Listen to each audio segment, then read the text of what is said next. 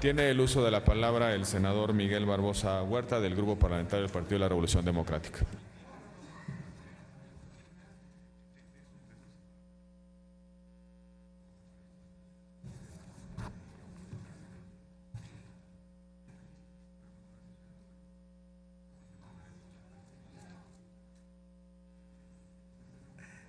Agradezco este silencio temporal.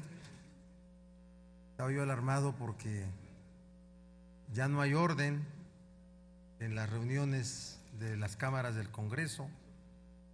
Unos comen, otros platican, reciben visitas, los asesores activos, y la verdad citamos a comparecer a servidores públicos y si los vamos a tratar como nos tratamos entre nosotros, mejor que no vengan, ¿no?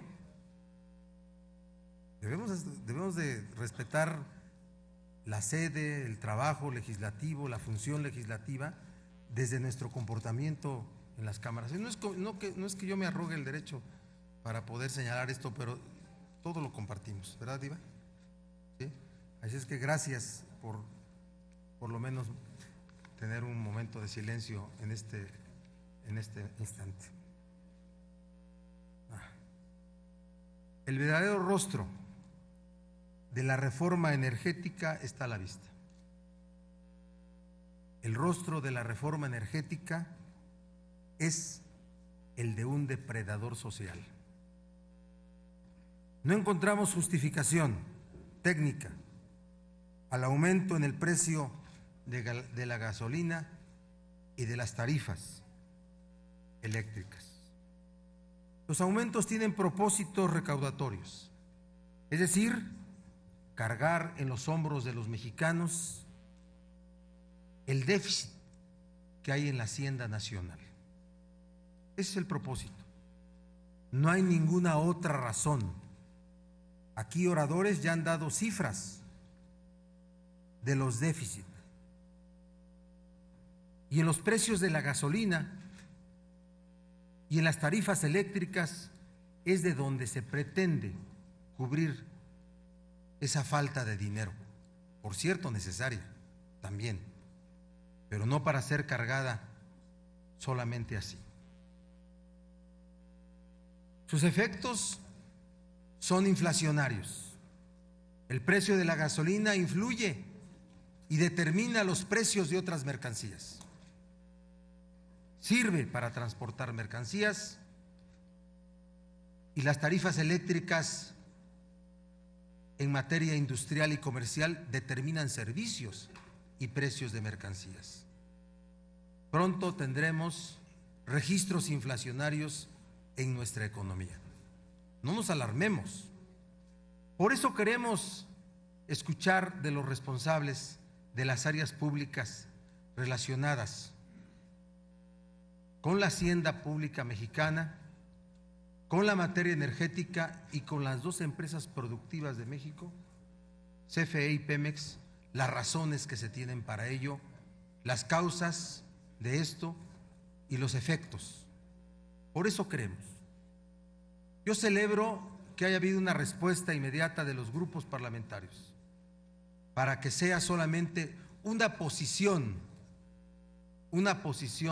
de las fuerzas políticas representadas en esta comisión permanente, pero que ya esté el acuerdo de las comparecencias. El diálogo entre los poderes es sano y determina la evolución de una democracia. Que no haya resistencia, que sea muy común para nuestro sistema político la comparecencia de funcionarios en los órganos de la Cámara. Lo hacen en los grupos parlamentarios. Los grupos parlamentarios invitan a los secretarios del gabinete de diferentes ramos. Bueno, hace no mucho tiempo estuvo el director de Pemex, hoy presidente del PRI, poco antes de ser nombrado, parece que el mismo día que fue nombrado estuvo también aquí en la comisión permanente.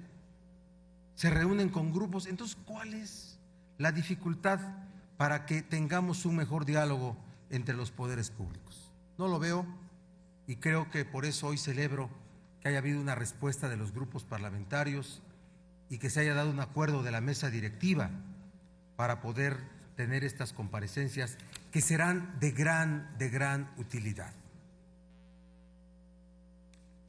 Nuestra gasolina es la más cara del mundo, es 26% más cara que la que tienen en Estados Unidos, que por cierto no podemos comparar ni el modelo energético ni la situación que hay en Estados Unidos, pero sí, ¿cómo nos explicamos que es más barata la gasolina en Guatemala? O en España, que no es un país productor. O sea, sí hay circunstancias de las cuales sí hay que hablar y sí hay razones que identificar para que las fuerzas políticas no dudemos.